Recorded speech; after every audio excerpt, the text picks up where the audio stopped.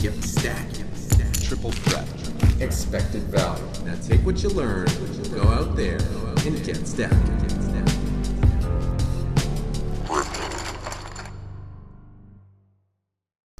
What up, Gripsters and random YouTubers? Evan here for Grips.com, continuing with my review of my Sunday Showdown victory on Microgaming for 8,600 euros. If you haven't yet watched parts 1 and 2, I would encourage you to do so to get caught up, to get up to speed with what's going on. So far we've talked about heads-up display, we've talked about the importance of selecting good tournaments, we've talked about the effects of playing in tough field tournaments versus weak field tournaments and what adjustments you can make. We talked about luck. We talked about a whole bunch of good stuff. And we're going to talk about a whole bunch more as this series continues. So at this point, we just want a mass pot. We're back up to 54K. We're one of the chip leaders in the tournament, and the blinds are now at 800. Yeah. So let's quickly look around our table and just see if we can figure out our strategy. I know that we're approaching the bubble of the tournament, so it's time to apply some pressure. So I have like heaps of chips, like 70 bigs. Guy to my left has 25. Then to his left he has 15. Youth has 15, so that's 2 reshove stacks there with 15 blinds. Normo has about 30. Panasson has 25. Board Catcher has 25 as well. So it's actually a fairly level playing field. So I guess I'm probably supposed to steal from the guys with 25 bigs or so. And oh, well, great thing we did that because we're on a new table. And yeah. So much for that analysis. And we're playing full ring. We're playing 9-handed. So I'm going to continue with my strategy of not getting too out of line and just playing pretty solid ranges. Here, what price am I getting? 1.76 to 1. It wasn't quite 2 to 1, and I didn't want to get exposed with my 9 high under the gun, so I opted to fold there rather than run the cards. Now, the math is probably pretty close as to whether or not it's profitable or unprofitable to call there. So I think the main decision is, do you want your image to be affected? Do you want people to see that you're willing to snap people off with 9 high? Or would you prefer for people to think that, you know, well, they aren't going to think you're playing super tight ranges if you raise fold under the gun, but, you know, do you want to keep that element of mystery? Both things can work for you. Oh, card care is back. We love card care. But it's all about, you know, how you want to use them. So Gustavo is a pretty loose player, and he's opening on a guy who has 8 bigs. So he's probably not intending on folding to that raise. I opt to go for the 3-bet, and I take it down. Okay, cool. It's that 30 blind stack size where he can't peel super wide, because let's see, if he calls and there's 13K in the middle, my C-bet pretty much leverages the stack. So it's good to know the stack size when you 3-bet. The deeper they are, the more room they have to float you, the more room they have to mess with you post-flop, and the less attractive of an option 3-betting out of position becomes. The shallower people's stacks are, the less room they have, and the more they just have to have a hand or have to smash the board to be able to continue, and thus your success rate's going to be a lot higher. And obviously if Casino Pro moved all in there, I would have called. Let's get back in the action. 30 big blind shove. No, thank you. Probably had some pocket pair. Yeah, I think we can afford 11-5. Come on, give me that. Just don't win any races in this tournament. It's crazy. People like insta-blast in the comments. Well, what about this hand last time? Oh, never mind. Okay, I was about to say it in the comment, but then I heard you mention it, so I take it back. All right, what about this? Can we win this? Yeah, oh, no, we can't. And it's amazing how quickly things change. We're back down to 35 bigs. We still have almost the same amount of flexibility that we had with 55K. The difference is we can't apply as much pressure to other people. There are a couple of guys that we can't bust anymore that we could before. So here with the Queen Jack, we're getting 4.4 to 1. And we're facing probably a 20 to 30% range. I hope we continue one way or another. We opt flat. And interesting, he doesn't even c-bet on that board and then just folds. That seems quite strange to me, but whatever. The bet there on the turn was just so that I could set the price rather than having him bet like 3K and then bet like a big buckshot on the river. I was just like, okay, I'll set the price. I will control the action. All right, ace nine of hearts. I think we're playing this one way or another. I think this guy looks, I mean, he's raising the button. He looks on the tighter side. I think I might like flat. No, just 3-bet. Keep the hand easy to play.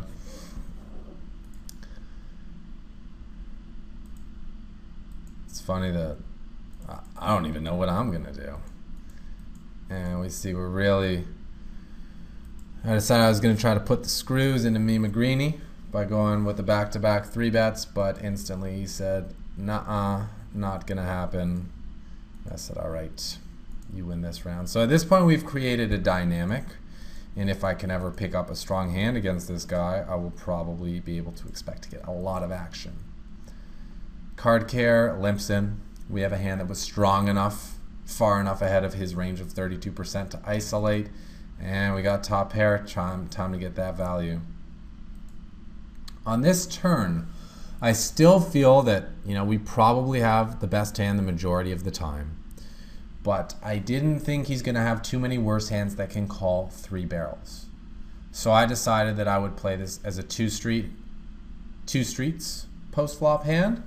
And I decided I would take my second street on the river rather than the turn, just to guarantee that I don't get check raised.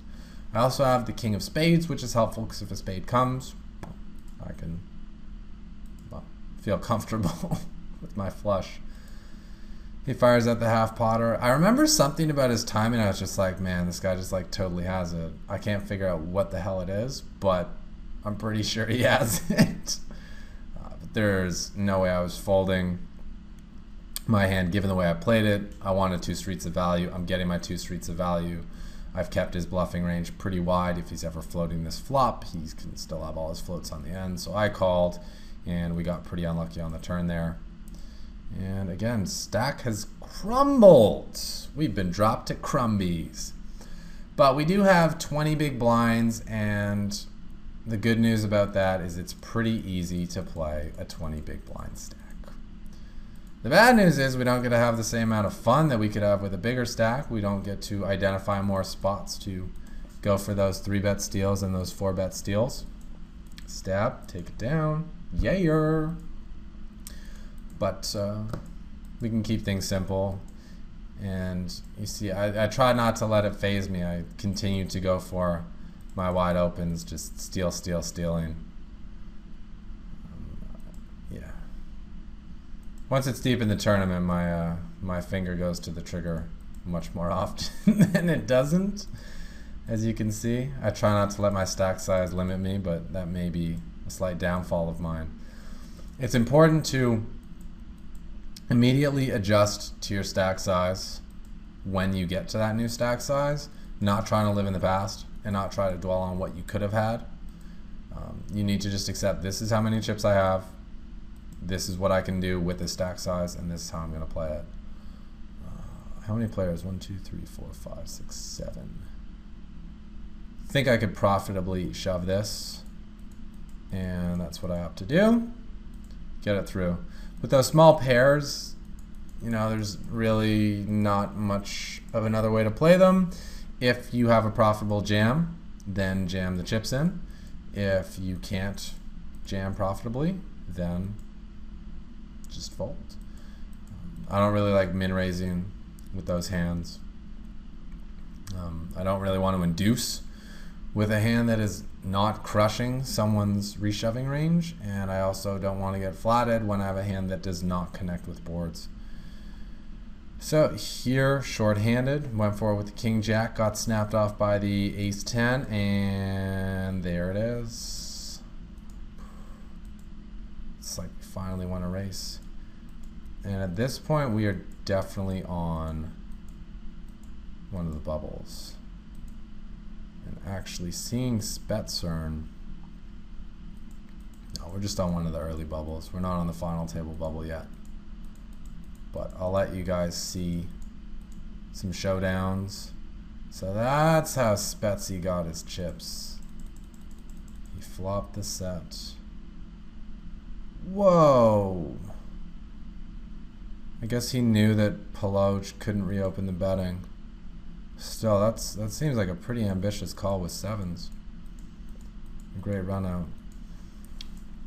Keep your eye on Spetzer because he does do quite well in this tournament, and I felt like he played really well. It was like as soon as he got these chips, he just put them to work. I'd identified that Pucci was opening a pretty wide range, so I didn't want to fold a hand as strong as Queen Jack suited when facing a cutoff open. Reshoving is an option, but it's a hand that flops so well, I just kind of wanted to see if I could get something above average for my hand, and this definitely qualified as being an above average flop for Queen Jack of Hearts. Not only do I have the nuts straight, but I also have a backdoor flush draw. Sneaky, sneaky. When Pucci checks on this kind of board, it is a board that I see people check folding sometimes, and I just didn't want to lose my customer if he had a hand. He's probably drawing dead, and we still only have 3 times the pot left, so I thought no harm in letting a card come off. On this turn, it's time to start building the pot. I want to give myself a chance to get paid off on a big river bet. So I go with 4,200, and strangely he goes for the check min raise.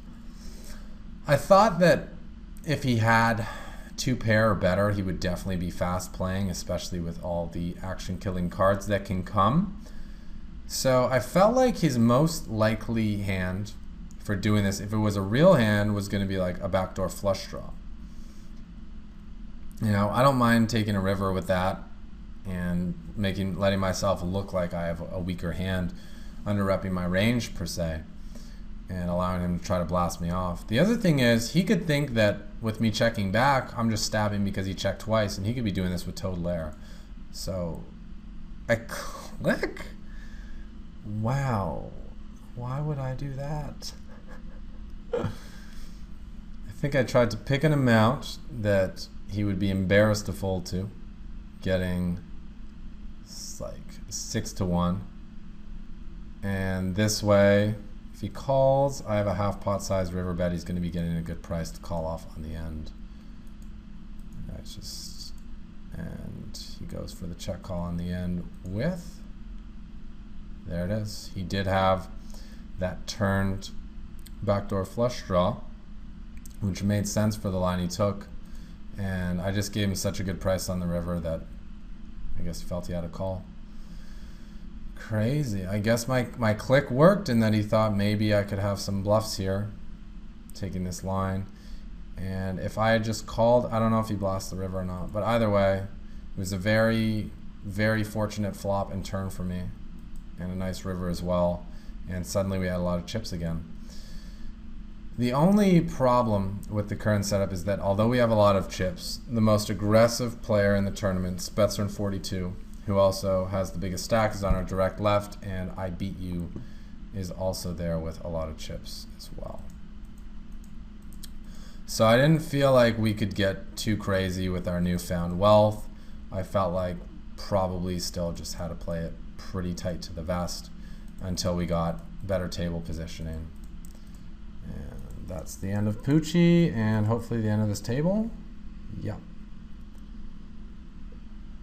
Okay.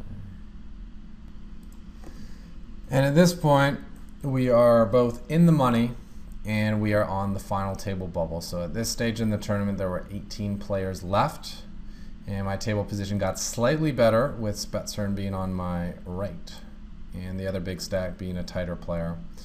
So on this table, to our left, we have a 50 big blind stack, 13, 17, 40, 19, 65, 25, and 8. When it's 9-handed, obviously we're just going to play pretty solid, pretty snug, wait for coolers to happen. And as things get more short-handed, that's when we'll start to open up. So the general strategy at this point is, play aggressively in position when it folds to us. And other than that, play solid hands, solid ranges, and not get too out of line. We'll also be observing our opponents to see who's capable of really applying that pressure, because later on, when we get to the final table bubble and we get to the final table, we want to know who is capable of making moves versus who is just capable of making moves when they have good cards. And this is something that Spetzer was doing a lot of, is this really small 3-bet and this really small c-bet. He was actually inviting his opponents to play pots with him. You'll see when we get to the actual final table bubble that he would be 3-betting me minimum from out of position, or maybe it's on the final table. And I was like, this guy's crazy, he's laying me 6-1. I'm obviously never folding pre-flop, but he didn't care because he could just c-bet such a small amount. And the fact that he had me out chipped, especially when you get to those big pay jumps at the end, he could apply that ultimate pressure on the later streets where it's like, all right, yeah, like, I let you see a flop for cheap, and I gave you a good price so you could peel pretty wide on the flop. Maybe a good price on the turn as well, but when the river comes, it's like, hey, buddy, do you actually want to risk going out fourth here when you have second place chips? And the answer is usually going to be no, right? And that's the power of ICM and the effect of a payout structure, is that if you are putting if you have the big stack and you are putting pressure on someone else who has a big stack, when there are short stacks in the mix who stand to bust very soon, which means guaranteed money for the other players involved, that second place stack, that third place stack is just not going to want to do battle with you. I think this 8-6 suited is a hand I saw it, I'm like, oh, I could open this, and I looked at who was in the big blind, and I said, that's not who I'm trying to play pots with. Here with ace-7, based on this guy's stats, I think I like jamming, and we take that one down. And I go for my steal against Cool. Yeah, Cool X for the win. Was playing pretty tight relative to everyone else, except for me. Although this hand samples from a lot of different games, not just this one. So I thought I could go for the steal, but he didn't let me have it. And I saw later on that he actually was capable of making moves. He was just very selective about the spots he took. And it's important to not mistake someone's tightness for weakness, because they may just be identifying that on their particular stack size there's no need to play loose, but that doesn't mean they're not capable of applying the pressure. Here with 3s against someone as wide as Spetzer, and I hope that I jam it all in and take it down.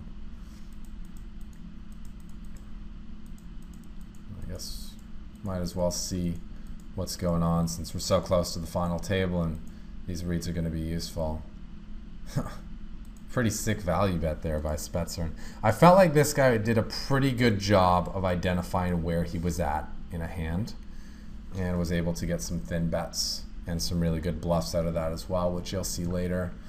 And here I went from a light steal, and coin bonus said no, and I remember strongly considering 4-betting all in here because, let's see, I call, there's 35.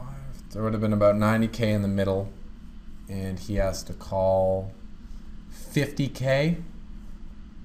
So his price, unfortunately, I thought his price was going to be a little bit too good that he would probably call me, but he was clowning around a lot, and I felt like if I let him get away with that one, he was going to try to get away with a whole lot more, and that just really limited my ability to do anything. It's important to think about what people are going to think of you based on the interactions that happen hand-wise on the tables. And Cool FX, they just really didn't want to let me get away with anything on the final table bubble. They had the luxury of having chips. I did not have that same luxury, but I still wanted to get my steals in. I still wanted to get active. I didn't want to just be someone who was just folding away, and going to nothing. The important thing with that is that you don't steal too often, because people are going to be aware of what's going on. If they see you raise folding, they're going to expect that you're going to be doing more of that. So I don't love that I went for the button steal after I just got caught with my hijack steal. Whereas if you just don't do anything for like an orbit or 2 orbits and then go for a steal, people are really likely to give you credit. So it's important to be adjusting to the ebbs and flows of your image as the game goes on, because every pot, every open is so critical at this stage of the tourney. Here's a spot where I probably would have whacked it in on coin bonus, but Normo took the spot ahead of me, and we see his 3-bet is very high at 15.2, so it's like tempting spot to cold 4-bet. The problem is I did not have any fold equity, and when you don't have fold equity, you need a very good hand to get involved in a many bet pot. And that was the one where coin bonus just lost all his chips. He got induced. Cool XF with the double check shove. And that's the best way to play aggressive players, honestly, is just give them rope and let them go for it. It never ceases to amaze me how often they will go for it. I remember getting a little bit of relief that they moved Spetsern. And this meant we were literally on the final table bubble. We were 1 player away from making that promised land. And I was just like, do it to coin bonus. Just do it to him. Shoving 10 bigs from the cutoff with queen 10. And I think we shove it in with the 9/8 suited as well. It's only 12 big blinds. We only have 4 players to get through. It's a hand that can suck out pretty effectively. And we're definitely all in with the ace 10. And look at how much we chipped up. 3 hands ago, we had 30K. And now without even so much as a showdown, we find ourselves at 50K. Sorry, the replayer messed with me a little bit. I thought we had 80K, but I guess this thing's glitchy. Maybe we'll have to use a different program to replay our hands. 7s, easy rack. Could raise call for sure if I think people are going to stuff it in with those small pairs, but I just didn't want to chance it. I wanted to lock up what was in the middle. With my stack being the kind of vulnerable size it was, I wanted to just claw whatever hands I could get whatever chips I could get my hands on and just lock them into my stack. You know, give myself the best chance of adding those chips to my stack. I wasn't trying to take a ton of variance. And this ace 3, it's close. With how many hands this guy was opening, I think shoving is totally cool. And we take that one down. If he wasn't opening super wide though, ace rag is not an automatic push. You got to recognize how many hands there are that are better than ace rag and realize how far down on the percentage scale ace 3 really is, and recognize that if you're shoving that, you're supposed to be shoving everything above that. And like, are you shoving like, I don't know, king 8 off, king 9 off? Because you might want to shove those hands before ace 3. And this is where it all goes down. Coin bonus. We'll see you later. Oh no, you get that side pot. Still surviving. It's up to us to do the dirty work. 8s versus 6s, yes. Yes, we got it done. And we have arrived at the final table. I remember being pretty excited to get here. And I will list off the payoffs just so you guys know what you have to look forward to in the next part of the video. So, 10th place, which we just busted, was for 700 euros. The next jump to 9th is 800 euros. 8th is 1200 euros. 7th is 1600 euros. 6th is 2000 euros. 5th is 2400 euros. And then this is where the jumps happen. 4th is 3,500 euros. 3rd is 4,700 euros. second is 6,200 euros, and first is 8,600 euros. So between 9th and 5th, each jump is only 2 buy-ins. It's really not that significant.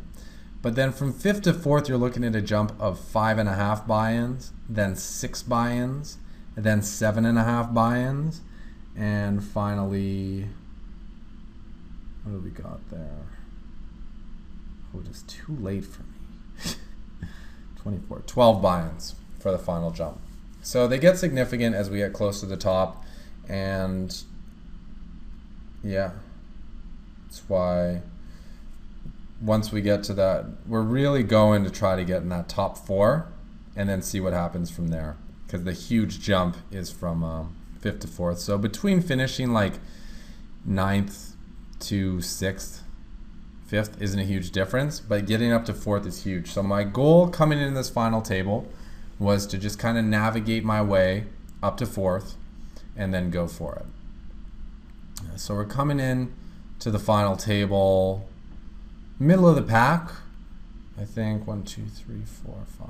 We're 6 of 9, which ain't bad, and we'll make some magic happen because you guys already know what happens at the end of the series. So I'm going to wrap up part 3 here. We have made it. We are here on the final table. I hope you're enjoying it so far. Please leave your questions, comments, and feedback below the video. I always love what you guys, I love hearing what you guys have to say, and I love the feedback that I get because I can incorporate it into both my video making and my poker playing, because you know, you guys have a lot to offer when it comes to the poker side of things. We all have different sorts of minds, different strengths, different weaknesses, and it's great for us to be able to share our strengths with each other, to be able to empower each other. As we've been saying, Hold'em Manager 2 is kind of sponsoring this little video series, I guess, so if you're interested in getting that product and you'd like to support the Grips Poker Training Project, please use the link below the video. And in the meantime, keep on learning, keep on improving. This has been Evan for Gripsed.com. I hope you found the video educational and entertaining. Now you know what to do. Take what you've learned, go out there, and get stacking. Yeah, we get it stacking. Grips.com taught you how to get it stacking. The flops I be smashing, the pots I be blasting. Grips.com taught you how to get it stacking. When the main event, man, that could never happen. The Grips.com taught you how to get it stacking. Now you're picking up traction, getting action. Grips.com taught you how to get it stacking. Stack it up, cash it in, damn I win again. Many friends come to play, cause I'm on the internet. Better yet, I flop the turn and take a chance upon the river. I'll bluff you with the 7-2 offsuit, whatever's clever, call you all in while your chip stacks falling. Better believe the dealer, cause the game just started. Don't know the rules, you bet it all and then you risk it. If you wanna learn it, you should go online and hit up Gripsit. Yeah, we get it stacking. Grips.com taught you how to get it stacking. The flops I be smashing, the pots I be blasting. Grips.com taught you how to get it stacking. When the main event, man, that could never happen. The Grips.com taught you how to get it stacking. Now you're picking up traction, getting action. Grips.com taught you how to get it stacking. Ever since a young cat, want a pocket stack with cash in the fast stack, crammed in the clam clip. Gotta get the action, gotta get it stacking. Dollars on the noggin, want a lot of transactions. Started as a little retarded, now with the knowledge, playing cards, flopping, bombarded cause it was harder than I thought. Then I got on Grips.com, asking and got what I needed to be to me get it stacking. Yeah, we get it stacking. Grips.com taught you how to get it stacking. The flops I be smashing, the pots I be blasting. Grips.com taught you how to get it stacking. When the main event, man, that could never happen. The Grips.com taught you how to get it stacking. Now you're picking up traction, getting action. Grips.com taught you how to get it stacking. Yeah, we get it stacking. Grips.com taught you how to get it stacking. The flops I be smashing, the pots I be blasting. Grips.com taught you how to get it stacking. When the main event, man, that could never happen. The Grips.com taught you how to get stacking. Now you're picking up traction, getting action. Grips.com taught you how to get it stacking. Yeah, we get it stacking. Grips.com taught you how to get it stacking. The flops I be smashing, the pots I be blasting. Grips.com taught you how to get it stacking. When the main event, man, that could never happen. The Grips.com taught you how to get it stacking. Now you're picking up traction, getting action. Grips.com taught you how to get it stacking.